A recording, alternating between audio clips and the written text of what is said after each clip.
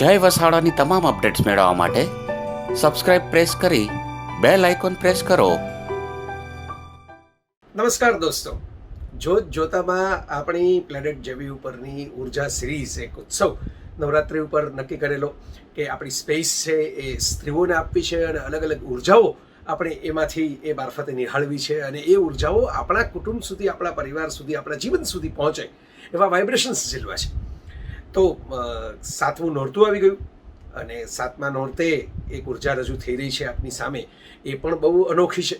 પ્રયત્ન એવો જ કરેલો, મેં કહ્યું એમ ખૂબ બધી ઉર્જાઓ મારા મનમાં આવે જ્યારે વાત વિચારું ત્યારે. અને હવે તો એટલી બધી ડિમાન્ડ આવી રહી છે, પરદેશથી ફોન આવી રહ્યા છે, મેઇલ આવી રહ્યા છે, મેસેજ આવી રહ્યા છે પર્સનલી, જેમની વાત ટાળી ન શકાય એવા ખમતીધર મિત્રોના કે આ ચાલુ રાખો.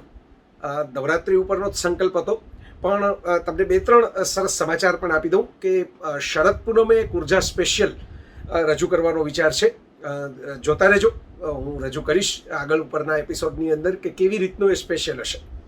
અને દિવાળી ઉપર પણ કદાચ એક આપણે જુદી રીતે, કદાચ ડેકોરેશન કે ક્રિએટિવિટી કે એવા કોઈ માધ્યમથી આઈ એમ સ્ટીલ થિંકિંગ કંઈક કરશું. અને પછી જોઈએ, ડિમાન્ડ ખૂબ બધી છે કે કેવી રીતે કરવું. તો કદાચ હવે આમાં એવું છે કે આ બધા મિત્રો પ્રેમથી પોતપોતાની રીતે વહે છે.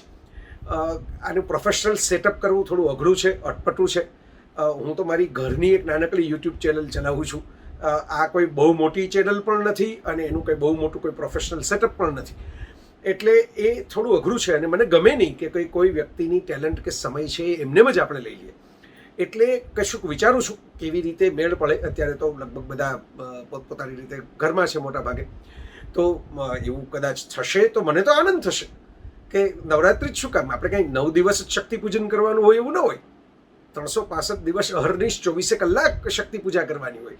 તો કંઈક એવું જો ગોઠવાશે, હું જે રીતે પ્રયત્ન કરી રહ્યો છું કે જેમાં બધા ઉર્જાઓને પણ પોંખવામાં આવે, તો એવું કરીશ કે એની કંઈક સિરીઝ બને. મને તો ગમશે, કારણ કે હું પ્રયત્ન જેવો કરું છું કે અલગ અલગ જગ્યાએ આવી ઉર્જાઓ મને દેખાય જેમાં રિયલ કંઈક સ્પાર્ક હોય અને કશુંક જેમણે કોન્ટ્રીબ્યુટ કરીને કરી બતાવેલું હોય. ભલે ઉંમર નાની હોય, પણ પેલો તણખો જોરદાર હોય અને તણખો જોરદાર હોય એની સાથે કશુંક એમણે એવું યોગદાન કરેલું હોય જે માત્ર જય વસાવડાને જ ગમે એવું નહીં, દુનિયાએ પણ જોયું હોય, જાણ્યું હોય, માણ્યું હોય અને વખાણ્યું હોય.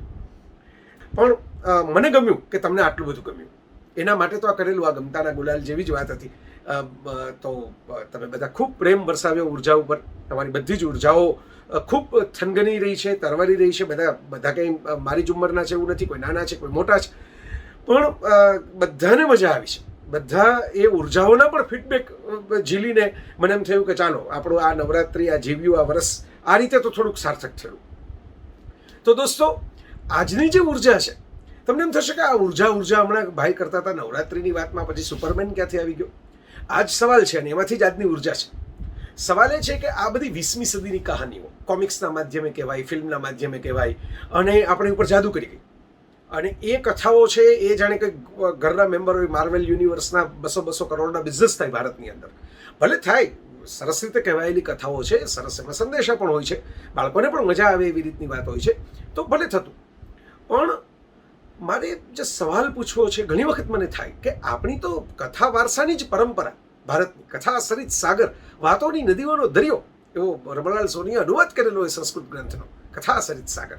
ગુણાઢ્ય ને વરરુચિ ને બધી શિવ પાર્વતીની કથાથી શરૂ થાય અને એમાં પણ મેં કીધું શક્તિ છે, માતાજી છે, અને શિવે પાર્વતીને વાત કીધી ને બહુ લાંબી વાત છે, મેં ક્યારેક કરેલી પણ છે. આ પ્લેનેટ જેવી ઉપર જ વાર્તાની વાર્તા નામનો મારો એક વિડીયો છે, એ જોજો. એની અંદર પણ થોડીક ઝલક એ વાતની મૂકેલી છે. પણ મુદ્દો એ છે કે આ કથા, સ્ટોરી ટેલિંગ છે ને ભારતનો પ્રાણ છે. એટલે આપણે ઉપદેશો પણ આમ બોર્ડ ઉપર કંઈક આમ શિક્ષક ભણાવતા હોય ને એવી બોરિંગ રીતે નથી આપ્યા. કોઈક સરસ કાવ્યાત્મક રીતે શ્લોકથી ગાઈને આપ્યા છે, સંગીત સાથે, વાદન સાથે, નર્તન સાથે આપ્યા છે. અને ભગવદ્ ગીતા શ્રેષ્ઠ ગ્રંથ ભારતીય સંસ્કૃતિનો અને વિશ્વ સંસ્કૃતિનો, માનવજાતનો, એ પણ જુઓ, યુદ્ધસ્ય કથા રમ્યા એની વચ્ચે મુકાયો છે. એટલે કથા, રામાયણ જેવો ગ્રંથ દુનિયાને આપણે આવી રીતે કરી નથી શકતા. આપણા કેમ્પેન પહોંચાડીને આપણે બહુ અંદરો અંદર જ માથાકૂટમાં એટલા વ્યસ્ત રહીએ છીએ કે જગત સામે કેવી રીતે આપણી વાત મૂકવીને એને સમજાય અને એ આકર્ષિત થાય એ ફાવતું નથી. બાકી રામાયણથી જૂનો કોઈ સ્ટોરી ટેલિંગનો ગ્રંથ જ નથી. રામાયણ આપણે ધાર્મિક રીતે એનું મહત્વ ગણીએ, રામ ઈશ્વર તરીકે આપણે ત્યાં પૂજાય એ તો ખરું જ, પણ વિશ્વનું પહેલું મહાકાવ્ય, પેલું સ્ટોરી ઓફ ગિલગામેશ છે, નથી પૂર્ણ કાવ્ય, નથી એની અંદર કોઈ એવી ઢંગધડાવાળી સ્ટોરી, અને બહુ વિચિત્ર રીતે એનો ટાઈમલાઈન સામે પણ રામાયણ ઘણું જૂનું છે, પણ આપણે એ વાતમાં પડતા જ નથી. મેં અમીશ સાથે વાત છેલ્લે કરેલી, એ પણ વિડીયો છે અહીં પ્લેનેટ જેવીમાં, હિન્દીમાં અમે વાતો કરેલી, એની રાવણ બુક જ્યારે લોન્ચ થયેલી અમીશ ત્રિપાઠી, તો એ ચર્ચા કરેલી ને અમીશ પણ સંમત થયેલા કે વાત તો સાચી છે કે રામાયણ જ વિશ્વનું સૌથી જૂનું પુસ્તક ગણાવવું જોઈએ, પણ એ રીતે કંઈક થવું જોઈએ કે દુનિયાની અંદર એ વાત. તો આમાંથી આવી આપણે ત્યાં કથા પરંપરા, પુરાણોની કથાઓ, મહાકાવ્યોની કથાઓ, રામાયણની કથા, ભાગવતની કથા, અને મહાભારત આખું તો એટલું વિશાળ છે કે એની કંઈ કથા નહીં, એના તો વર્ષો નીકળી જાય તમે અભ્યાસ કરો તો. પણ એની નાની નાની કથાઓ પણ આવી, ઉપકથાઓ પણ આવી, આપણા જીવનમાં વણાઈ ગઈ, આપણી કહેવતોમાં વણાઈ ગઈ. અને આજની જે વ્યક્તિ છે એ કથાકાર છે. હા, મહિલા કથાકાર, યુવાન મહિલા કથાકાર, એનું નામ દીપાલી પટેલ, રાજકોટમાં છે. અને તમને નવાઈ લાગશે, મારી પહેલી મુલાકાત વર્ષો પહેલાં એમની સાથે થયેલી. હું મારું વોડાફોનનું સિમ લેવા માટે જ્યારે ગયેલો, ત્યારે વોડાફોનની અંદર MBA થઈને કંઈક રિલેશનશિપ મેનેજર ને એ બધી જે પોસ્ટ હોય એમાં હતા, ને એમણે મને મારું વોડાફોનનું સિમ આપેલું, જે એમને યાદ હતું, મને તો ત્યારે ભૂલાઈ ગયેલું. પણ એમ સંપર્ક થયો અને નાની મોટી કંઈક કમ્પ્લેન હોય કે આ હોય કે હું વાત કરતો હું. પછી ધીરે ધીરે એમણે એવી પ્રગતિ કરી અને એ ઉર્જા એટલી ખીલી ઉઠી પ્રગતિની અંદર કે એણે MBA થઈને એક ભણનારી છોકરી, એણે પોતાની નોકરી છોડી દીધી અને કરી કથાઓ. અને એ કહે જ છે કે હું તો સ્ટોરી ટેલર છું, હું કથાકાર, એટલે વાર્તા કહેવાની, વાત કહેવાની કળા. અને પછી તો એની કથાઓ થવા લાગી, અને મેં ક્યારેક ક્યારેક વિડીયોની ક્લિપ પણ જોઈ છે, મોટા મોટા ઓડિયન્સ વચ્ચે થવા લાગી. અને એ કૃષ્ણની કથા કરે, કૃષ્ણ એને બહુ પ્રિય. અમે GSTVનો એક કાર્યક્રમ પણ કરેલો પછી સાથે. અને કથાકાર તરીકે પણ એનું સરસ વ્યક્તિત્વ એણે જાળવી રાખ્યું છે. બહુ સરસ નવી નવી વાતોને પણ જાણે માણે, નવા માધ્યમો સાથે પણ સંપર્કમાં રહે, ઇન્સ્ટાગ્રામ, ફેસબુક બધામાં નવું શીખે, નવું જોવે, એનું કુતૂહલ પણ સરસ, અને વાંચવા માટેની એની સરસ વૃત્તિ. વચ્ચે એક મેસેજ આવેલો કે કાલિદાસના સંસ્કૃત ગ્રંથો ક્યાં મળે. તો આવી વૃત્તિ સતેજ. અને કૃષ્ણ પ્રતિનો એક વિડીયો જન્માષ્ટમીએ મેં ઉભો કરેલો, એમાં પણ એને થોડું કોન્ટ્રીબ્યુશન બીજા બધા સાથે, બંસી, અવની, લિપી, નેહલબેન એની સાથે આપેલું. તો દીપાલી કથાઓ કરે છે. હમણાં તો ઠીક છે, બધી કથાઓ બધી બંધ છે, અને પ્રિય બાપુ જેવા જે અત્યારે ગિરનારમાં કથા ચાલી રહી છે આ નવરાત્રિમાં, એવી રીતે અમુક અમુક કથાઓ એમ થઈ રહી છે, શ્રોતાવિહીન કથા. પણ દીપાલી નવી પેઢી સુધી કનેક્ટ થવા માટે કથા કરે છે, જૂની વાતોને નવા સ્વરૂપે રજૂ કરવાની કોશિશ અને મથામણ કરે છે. એના માટે અભ્યાસ પણ સારો એવો કરે છે, અને બોલવામાં પણ એ સરસ રીતે પ્રેઝન્સ સાથે બોલે છે. તો તમે જુઓ એની યાત્રા. એક વ્યક્તિ જેને અંગ્રેજી આવડે છે, જેને દુનિયા જોઈ છે, જેને કંઈ સંસાર ત્યાગીને, આપણે ત્યાં મહિલા કથાકારો એક તો હોય ઓછા, અને મોટા ભાગે હોય એ સાધ્વી હોય, સંસાર ત્યાગીને દીક્ષા લઈ લીધેલી હોય.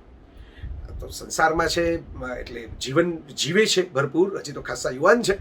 અને એવું નથી કે ભાઈ એને આમ બધું તિરસ્કાર હોય કે નાના બધું મિથ્યા છે. એ બધા સ્વાદ માણે, હરખથી બધા તહેવારો ઉજવે, એના મમ્મી પપ્પા ભાઈ બધા સાથે કુટુંબની અંદર હળી મળીને રહે, અને આવા બધા વિડીયો પણ ક્રિએટ કરે, એડિટિંગ કરે, એની પોતાની ચેનલ માટે પણ થોડું કામ કરે. તો દીપાલીના જેમ દીવડાનો પ્રકાશ હોય એમ અનેક ઉજાસના રંગો છે. તમે જોઈ શકશો એની આ યાત્રાની અંદર. એ માતાજી વિશે પણ મને કહેતી હતી કે ભાઈ હું તંત્રથી શરૂ કરીને આપણી ભક્તિ પરંપરા સુધી થોડી ઘણી વાત કરવાની છું, પણ સ્પેસ તો એની છે, એને જે કેવી હોય એ વાત કે. પણ એની ઝલક, એની યાત્રાની, એક યુવાન છોકરી આ પણ કામ કરી શકે, અને આ પણ એક કર્તવ્ય છે. કેવળ આપણે આમ પૂજ્યભાવથી ન જોઈએ તો એક સરસ કર્મ છે, મજા આવે એવું, લોકો સાથે કનેક્ટ થઈ શકાય એવું, એમાંથી જીવન નિર્વાહ પણ ચાલી શકે એવું. એટલે ઘણા બધા પુરુષ કથાકારો તો આપણે ત્યાં છે જ, અને એમને વંદન જ હોય, એ બધા પણ પોતપોતાની રીતે કામ કરે છે. ઘણા યુવાન મિત્રો મારા સંપર્કમાં પણ છે, ઘણા વડીલોને, પૂજ્યભાઈ શ્રી શ્યામભાઈ, બધાને હું વંદન કરતો જોઉં છું જાહેરમાં, બધાને ખબર જ છે. તો મિત્રો, એક મહિલા, એક સ્ત્રી જેને આધુનિકતાનો છોછ નથી, જેને કોઈ જીવનનો તિરસ્કાર નથી, જેને બધા જ રંગો મોરપીંછના માણવા ગમે છે, એ કૃષ્ણ માર્ગે ચાલતી ચાલતી મીરાની જેમ કથા કહેવા માટે નીકળે, એ એક અનોખી વાત નથી લાગતી? તો એ દીપાલી પટેલ આજની આપણી ઉર્જા છે. તો તમે માણો એ વાત, ફરી હાજર થઈશું ઉર્જાના છેલ્લા 2 એપિસોડ સ્પેશિયલ છે, વધારે મહત્વના, કારણ કે છેલ્લી 2 છે એટલે હવે પૂરું થવા આવ્યું છે. તો અમારી સાથે જોડાયેલા રહેજો. આ લિંક પણ તમે મિત્રો બધાને શેર કરી શકો. અને હા, અમારી ઉર્જાઓને તમારો સાથ આપજો, એની નવીનતાને, એની ઉડાનને, એની આંખોને, એની પાંખોને વહેવા દેજો. તમારા ઘરમાં પણ આવી ઉર્જા ક્યાંક હશે, એને પણ સાચવજો, એને પણ ખીલવજો અને એને પણ નડતા નહીં. બસ આટલું જ કહેવાનું છે. જય માતાજી.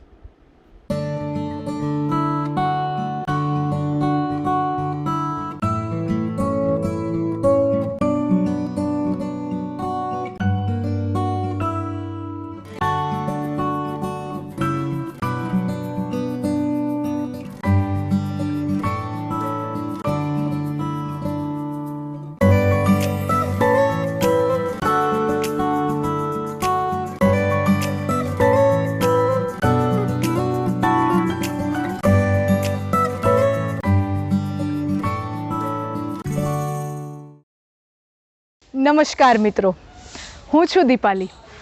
આપ સૌએ મને ઘણી વખત યુટ્યુબ પર માણી હશે, કોઈ વખત લાઈવ કથામાં મને તમે જોઈ હશે, અથવા તો કોઈ વક્તવ્યોમાં, કોઈ સ્પીચમાં, કોઈ લેક્ચરમાં તમે મને જાણી માણી હશે. આજે હું આવી રહી છું પ્લેનેટ જેવી પર નવરાત્રિના 9 દિવસ પર ફેમિનાઇન ફોર્સને, સ્ત્રી શક્તિની આરાધના, સ્ત્રી શક્તિની ઉજવણી કરવા માટે.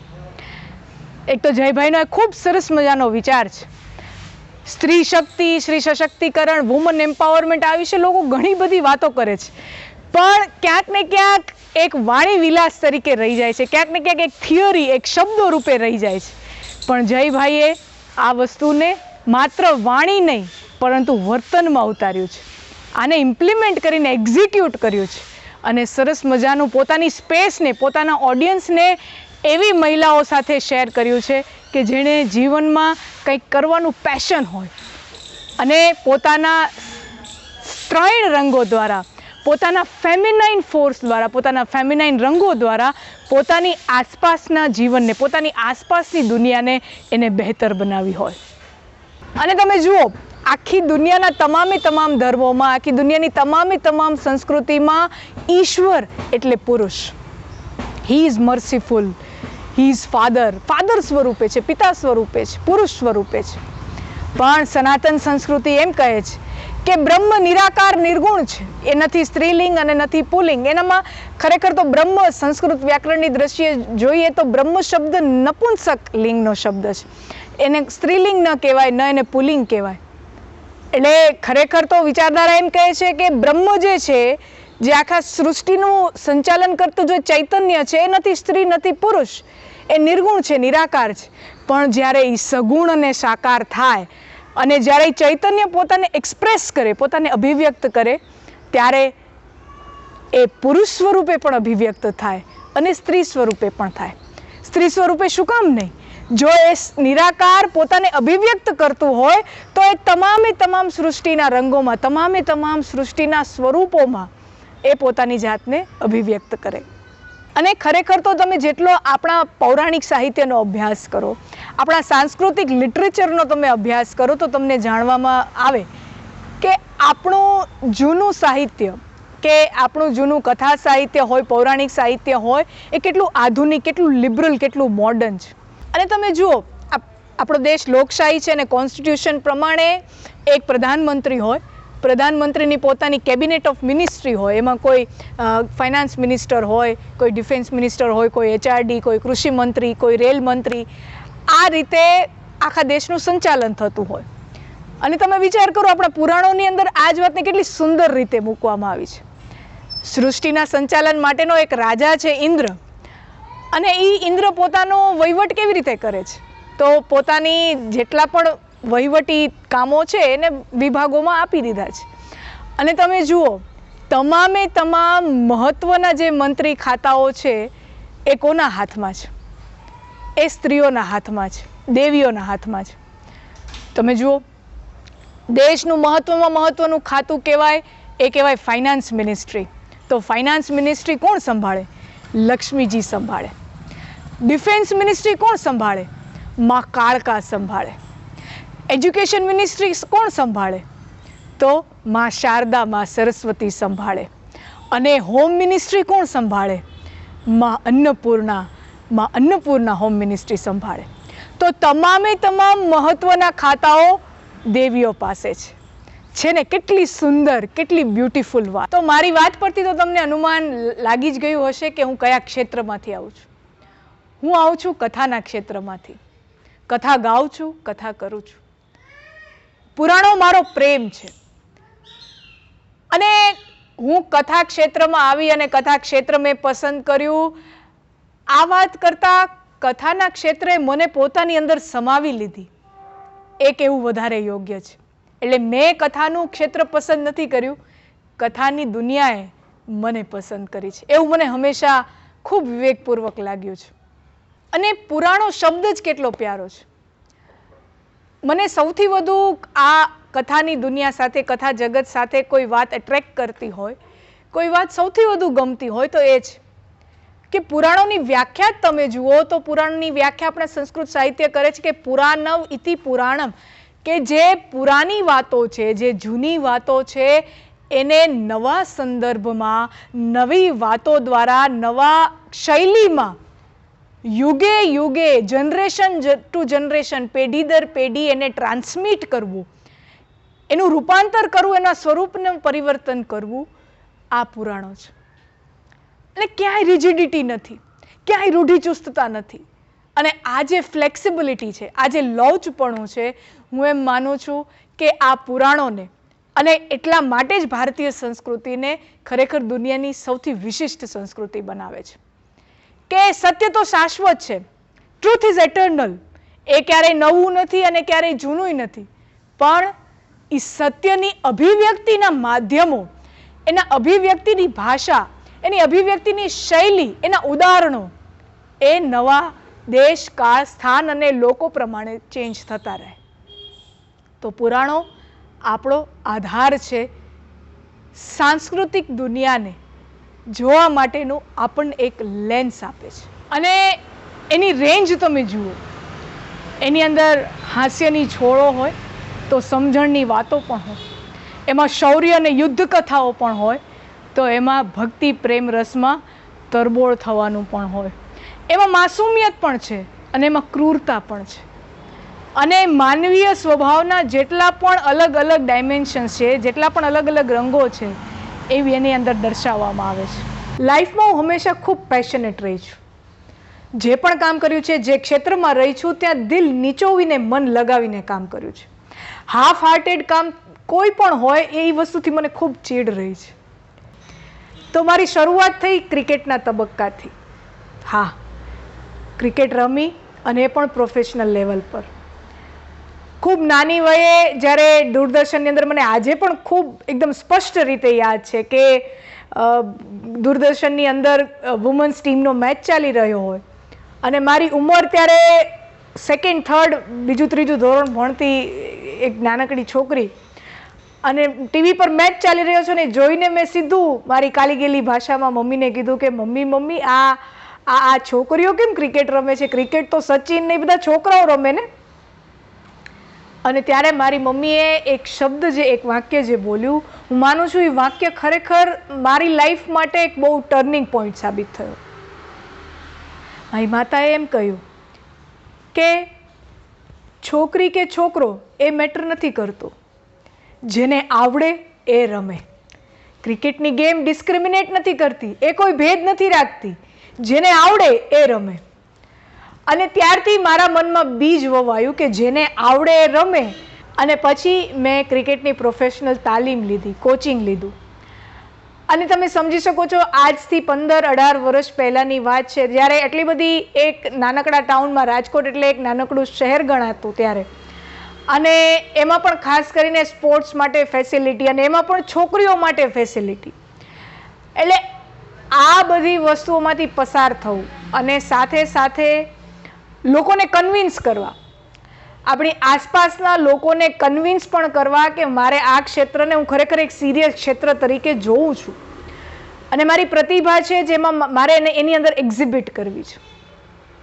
તો આ બધા મૂંઝવણોની અંદર, આ બધી સમસ્યાઓની અંદર ધીમે ધીમે ધીમે કુનેહપૂર્વક રસ્તો કરતાં કરતાં પહેલાં ડિસ્ટ્રિક્ટ, પછી સ્ટેટ અને જ્યારે એવો સરસ મજાનો મુકામ આવ્યો નેશનલ ક્રિકેટ રમવાનો, ત્યારે એક પહેલી વખત લાઈફમાં ખરેખર કંઈક ફૂલફિલમેન્ટ કર્યું હોય, અચીવમેન્ટ થયું હોય એવી ત્યારે ભાવના થઈ. અને એ સમય એવો હતો અને ત્યારે મને ખરેખર રિયલાઇઝ થયું કે જ્યારે તમે તમારી આસપાસના લોકોને તમે ખરેખર કંઈક કાર્ય કરીને બતાવો છો, એ પછી એ તમારો સપોર્ટ સિસ્ટમ બને છે.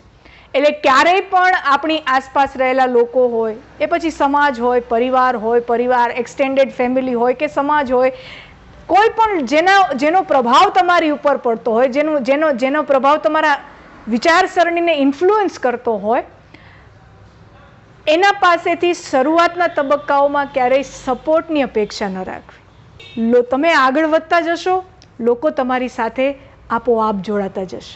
અને પછી તો એ સમયના ગુજરાતના મુખ્યમંત્રી માનનીય શ્રી નરેન્દ્રભાઈ મોદી તરફથી પણ જ્યારે ગાંધીનગરના ટાઉન હોલ ખાતે ગુજરાતની ટીમને રાષ્ટ્રીય કક્ષાએ પ્રેઝન્ટ કરવા માટે, નેશનલી પ્રતિનિધિત્વ કરવા માટે, જ્યારે આંતરરાષ્ટ્રીય મહિલા દિન નિમિત્તે એક સરસ મજાનો એક એવોર્ડ, પુરસ્કાર અને સ્કોલરશિપ એમના વરદ હસ્તે મળી, ત્યારે મને સ્પષ્ટ રીતે યાદ છે, જે લોકો એમ કહેતા કે આ છોકરી આ કયા ક્ષેત્રમાં શું કામ કરી રહી છે, આ પોતાનું જીવન બરબાદ કરી નાખ્યું, પોતાનું જીવન ખરાબ કરી નાખ્યું, સ્પષ્ટ એ ચહેરાઓ મને હજી પણ યાદ આવે. અને એ જ્યારે ઇનામો મળ્યા, એ જ્યારે પ્રોત્સાહન અલગ અલગ ક્ષેત્રોમાંથી મળતું આવ્યું, ત્યારે એ જ લોકો ફોન કરીને કહે કે અમને તો ખબર જ હતી કે આ વ્યક્તિની અંદર કંઈક વિશિષ્ટતા છે.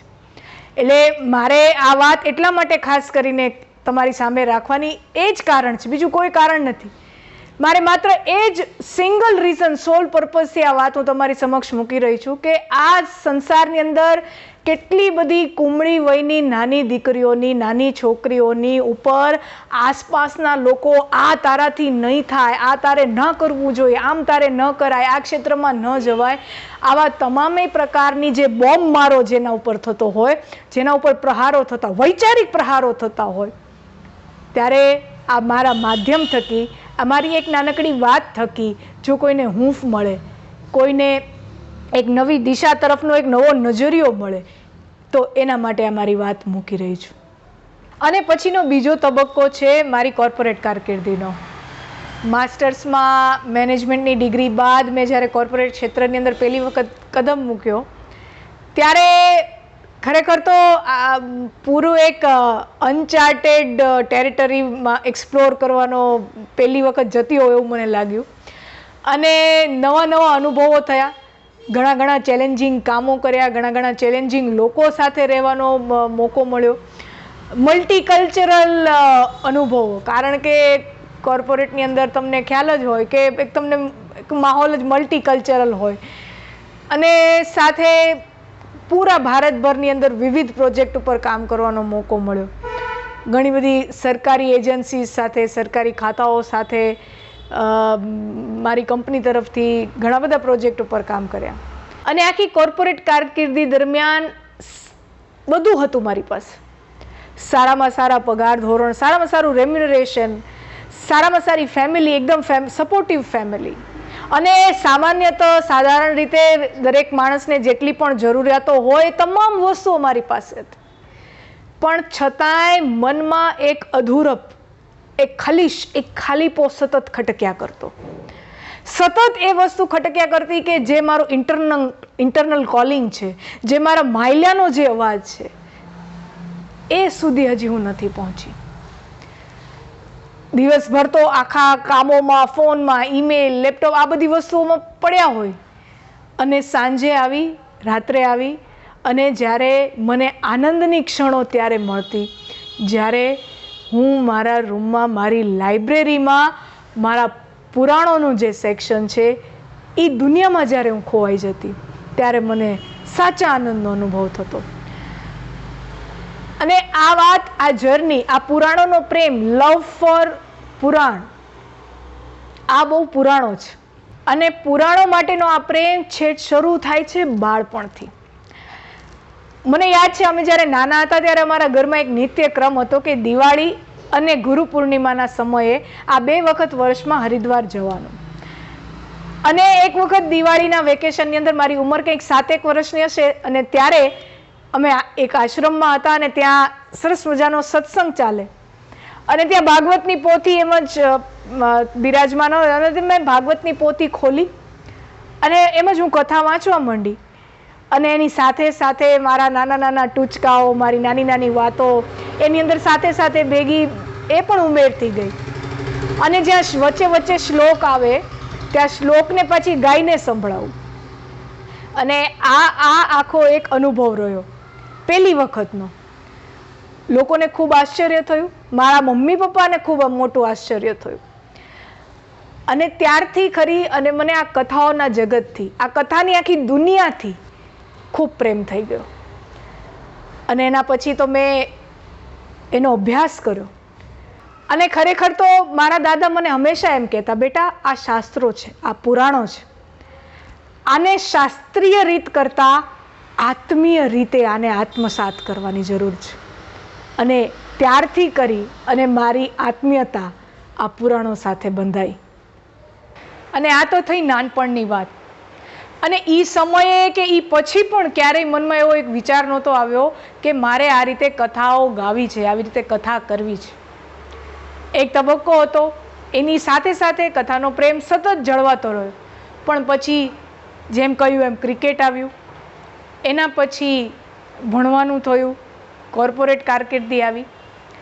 અને જ્યારે મેનેજમેન્ટ ભણતી હતી એ સમયે હું જ્યારે મેનેજમેન્ટના નવા નવા સૂત્રો વાંચું, નવી નવી બુક્સ વાંચું, વર્લ્ડ ઓથર્સ મેનેજમેન્ટ વિશે શું કહી રહ્યા છે, ફાઇનાન્સ વિશે શું કહી રહ્યા છે, માર્કેટિંગ વિશે શું ચાલી રહ્યું છે, અને જ્યારે એ બધું વાંચતી ત્યારે મારા મનમાં પેટર્ન એક નવી સર્જાતી. અને ત્યારે મને એમ થતું કે આ મેનેજમેન્ટની થિયરીને આ રીતે અમુક પ્રિન્સિપલ્સ છે, અમુક મેનેજમેન્ટના અમુક ફંડામેન્ટલ સૂત્રો આપ્યા છે, આ જ વાત આપણી પૌરાણિક કથાઓમાં પણ અલગ ડિકોડેડ વાર્તાઓમાં, કથાઓમાં મળે આવે છે. અને એક સરસ મજાનો સિન્થેસિસ, એક સરસ મજાનો સેતુ બંધાણો પૌરાણિક કથાઓ અને મેનેજમેન્ટ વચ્ચેનો. કંપનીની અંદર જ્યારે અમારી ક્યાંક મીટિંગ ચાલતી હોય અથવા તો કોઈ પ્રેઝન્ટેશન આપવાનું હોય, ત્યારે પ્રેઝન્ટેશન આપતી વખતે મારી અંદર, મારી વાતોમાં સહજ રીતે નેચરલી આ બધા સંદર્ભો આવતા જાય, કથાના, પુરાણોના આ બધા સંદર્ભો દ્રષ્ટાંતો રૂપે આવતા જાય.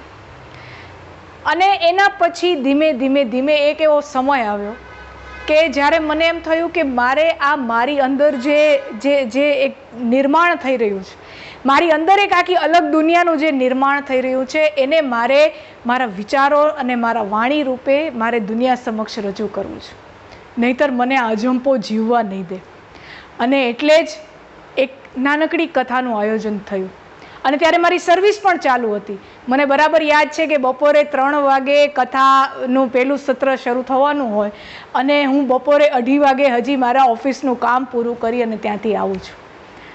ત્યારથી આખી એક યાત્રા શરૂ થઈ. અપેક્ષા કરતાં પણ ખૂબ અનેક ગણો પ્રેમ, અનેક ગણો સહભાગ અને સપોર્ટ મળ્યો. અને જ્યારે આ પહેલી વખત આ 7 દિવસની કથા પૂરી થઈ ત્યારે જીવનમાં જે આનંદની જે અમી છાંટણા મને જે જોઈતા હતા ને, જે આનંદની પાછળ જે હું ભાગતી હતી, એ પૂરો અહેસાસ મને ઈચ્છેલા દિવસે થયો. અને એટલે માટે જ કદાચ હું તુલસીદાસજીએ શું કામ એવું લખ્યું હશે કે સ્વાંત સુખાય, બીજાને સુખ મળે કે ન મળે, બીજાને આનંદ મળે કે ન મળે, પણ સ્વાંત સુખાય આ ગાવાવાળાને, કથા ગાનારને સૌથી પહેલો આનંદ આપે છે. એનો અનુભવ મેં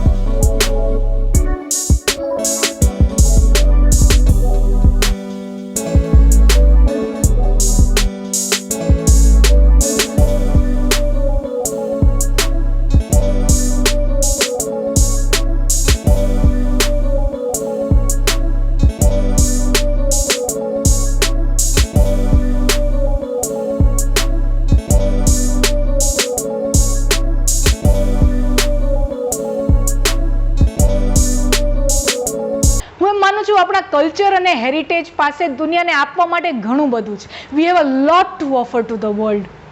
અને આપણા કલ્ચરને, આપણા સામાજિક જીવનને દુનિયા સમક્ષ સરળ સહજ રૂપે કોઈ રજૂ કરતું હોય તો એ કથા છે. કારણ કે આ કથાની અંદર બધું છે. આધ્યાત્મ છે, એની અંદર કલા પણ છે, સંગીત છે, નૃત્ય છે અને સાહિત્યના 9 રસો છે. અને આ બધાયનો જ્યારે એક સરસ મજાનો સંગમ થાય અને ભારતીય જીવન પદ્ધતિને, ભારતીય જીવન શૈલીને દુનિયા સમક્ષ રમતી મૂકવા માટે કથા એક ખૂબ સશક્ત માધ્યમ બનીને રહ્યું છે. દુનિયામાં હેટ બહુ ફેલાઈ રહી છે. આ કેન્સલ કરો, આ બોયકોટ કરો, આને આ દુશ્મન, ઓનું તે દુશ્મન, હમારા ધર્મ ખતરે મેં હે, ઓલો કે અમારા ધર્મ ખતરે મેં હે. આ આખી દુનિયા હેટની દુનિયા થઈ ગઈ છે. ત્યારે નિષ્ઠુર બની ગયેલા જે લોકોના હૃદય છે એને કોમળ બનાવવાનું અને એને કોમળ બનાવી રાખવાનું કામ કથાઓ કરે છે. આપણી અંદરની માસુમિયતને, આપણી અંદરના ઇન્સાનિયતને, આપણી અંદરની રંગીનિયતને બચાવી રાખવાનું કામ કથા કરે છે. આ દુનિયામાં જેટલી રંગીનિયત છે, જેટલા રંગો છે, જેટલો ઉત્સવ છે, જેટલો મોજ છે, જેટલો આનંદ છે, એ પ્રેમના કારણે છે.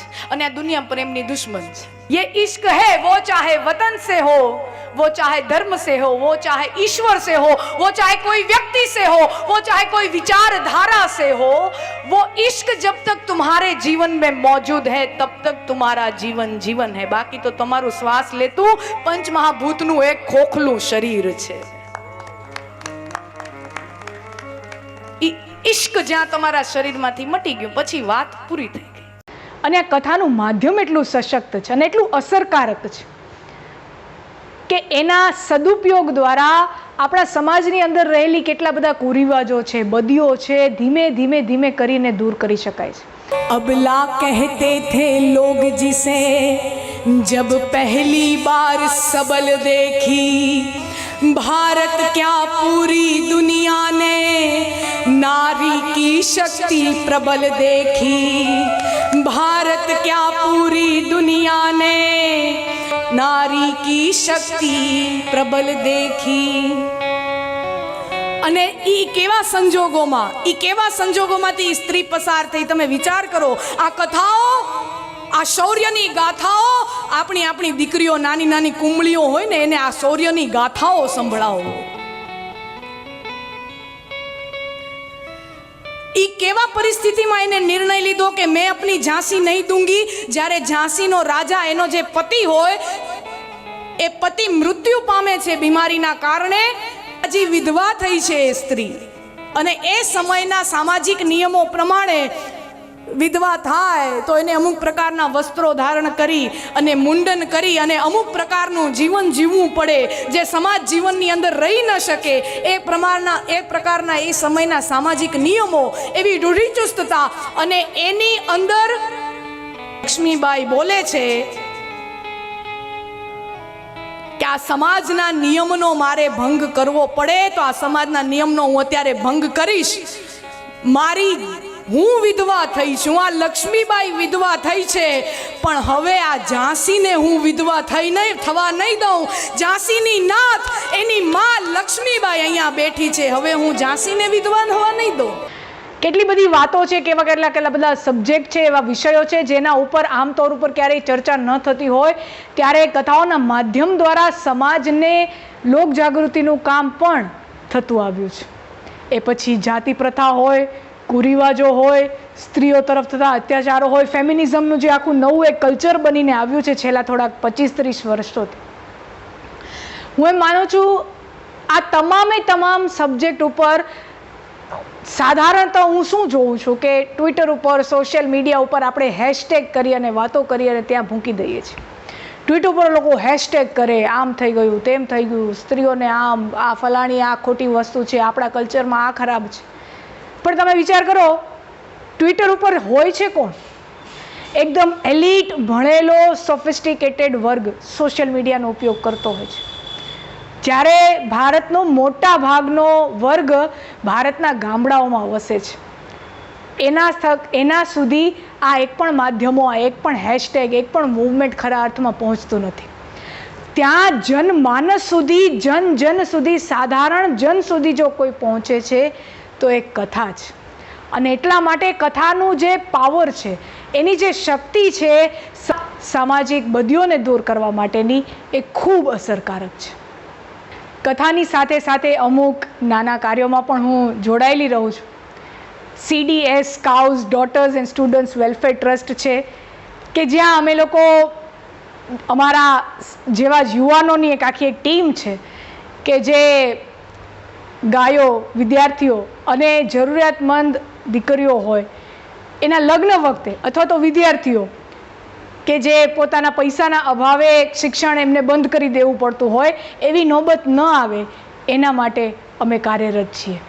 મને ઘણા લોકો એમ કહે કે આ કથાનું ક્ષેત્ર છે, એની પહેલાં સ્પોર્ટ્સ કે પછી આ કોર્પોરેટ કારકિર્દી, આ તમામ પુરુષના ડોમિનન્સવાળા ક્ષેત્રોમાં એક સ્ત્રી તરીકે શું? અને ઘણા બધા નવા સમયની, આજના સમયની જે યુવતીઓ છે એ પણ પ્રશ્ન પૂછે. તો મારે એમ ખરેખર એક વાત પૂછવાનું મન થાય કે દુનિયામાં એવું કયું ક્ષેત્ર છે કે જ્યાં પુરુષોનું ડોમિનન્સ નથી, કે જ્યાં પુરુષોનું આધિપત્ય નથી? એવું તો દુનિયામાં કોઈ પણ ક્ષેત્ર જ નથી. તો હું સ્ત્રી છું, એક મહિલા છું, એક યુવતી છું, એમ કરી અને થાકી હારી અને બેસી જવાથી, હા, it's your personal choice, you can do that. તમે તમારા એક સ્ત્રી હોવાને એક બહાનું બનાવીને, એક એક્સક્યુઝ બનાવીને દુનિયાની સામે રાખી શકો કે આ કામ મારથી ન થયું કારણ કે હું એક સ્ત્રી છું, એમ કરીને આપણે બેસી જઈએ. પણ એનાથી દુનિયાને કોઈ ફરક પડતો નથી, એનાથી આસપાસની કોઈ પરિસ્થિતિ બદલતી નથી. આસપાસની સ્થિતિ ક્યારે બદલે? જ્યારે ધીમા, નાના, સતત પગલાં કોઈ એક દિશામાં મંડાય ત્યારે. આ ઓલી SIP જેવું છે, મ્યુચ્યુઅલ ફંડની SIP આવે ને, દર મહિને નાનું રોકાણ કરો તો અમુક 30-40 વર્ષે તમને એક મોટી રકમ મળે. એમ સામાજિક સુધારાઓ પણ SIP જેવા જ છે. નાના પગલાં આજની યુવતીઓ લેવા માંડે એટલે 30-40 વર્ષ પછી એક આખો મોટો સામાજિક પરિવર્તન આ દુનિયાની સમક્ષ જોવા મળે. તો આ હતી મારી નાનકડી યાત્રા, અને આપ સૌ આજે સહભાગી બન્યા મારી જીવન યાત્રાના. એના માટે આપ સૌનો હૃદયથી આભાર, અને આ શક્તિ પર્વની આપ સૌને ખૂબ ખૂબ શુભેચ્છાઓ. જય માતાજી.